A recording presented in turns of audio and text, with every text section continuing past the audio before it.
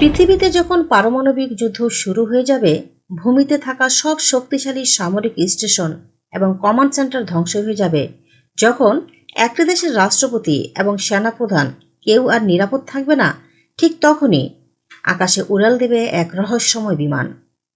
এটি কোনো সাধারণ বিমান নয়, এটি হলো যুক্তরাষ্ট্রের ডোমসডে প্লেন। 50 বছর পর সম্প্রতি যুক্তরাষ্ট্র প্রকাশ্যে এনেছে এই ভয়ঙ্কর বিমানটি। কিন্তু প্রশ্ন হলো, কেন এটি এত গোপনীয়, কি আছে এতে, এবং কেন এটিকে পৃথিবীর শেষ দিনের বিমান বলা হয়েছে? প্রথমেই জেনে নিব ডুমসডে বিমানটি কি। এর অফিসিয়াল নাম হলো E4B নাইট ওয়াচ। এটি আকাশে উড়ন্ত অবস্থায় মূলত একটি ভাসমান হোয়াইট হাউস এবং পেন্টাগন।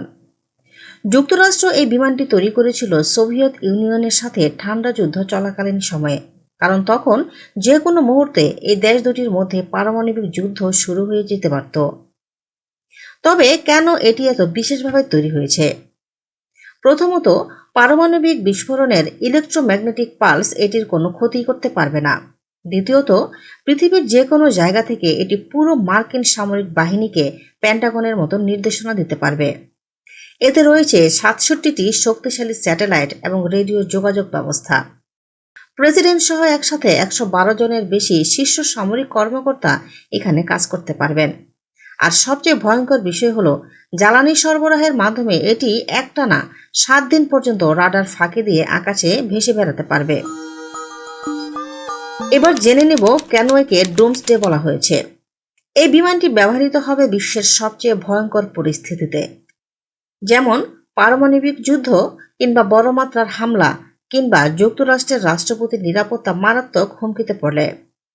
এই বিমানের ভেতর থেকে দেওয়া যেতে পারে ভূমিতে স্থাপন করা প্রতিটি পারমাণবিক ক্ষেপণাস্ত্রকে নির্ভুল লক্ষ্যবস্তুতে হামলার চূড়ান্ত নির্দেশনা। অর্থাৎ এই বিমান উড়লে বুঝতে হবে পৃথিবী হয়তো ইতিহাসের সবচেয়ে বিপজ্জনক মুহূর্তে পৌঁছে গিয়েছে। E4B এর ভেতরে রয়েছে যুদ্ধ পরিচালনা করার আলাদা কন্ট্রোল রুম, রয়েছে গোপন কোড সংরক্ষণের নিরাপদ চেম্বার, রাষ্ট্রপতির জন্য রয়েছে আলাদা নিরাপদ কেবিন, এমনকি বিশ্বব্যাপী পারমাণবিক যুদ্ধ পরিচালনা করার সক্ষমতা। এটি কোনো বিলাসবহুল বিমান নয়, বরং এটি যুদ্ধের জন্য প্রস্তুত একটি ভয়ঙ্কর উড়ন্ত দানব। তবে কেন 50 বছর পর একে আবার প্রকাশ্যে আনা হয়েছে তা জেনে নেই।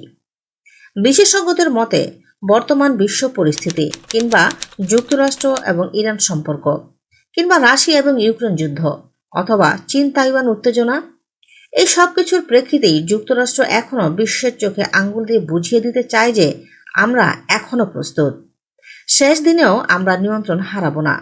পরিশেষে তথ্য বিশ্লেষণে এটা বোঝা যায়, ডুমসডে বিমান কখনোই জনসাধারণের প্রদর্শনের জন্য নয়। এটি উড়লে বোঝা যায় মানব সভ্যতা আজ সবচেয়ে বড় বিপদের মুখে রয়েছে।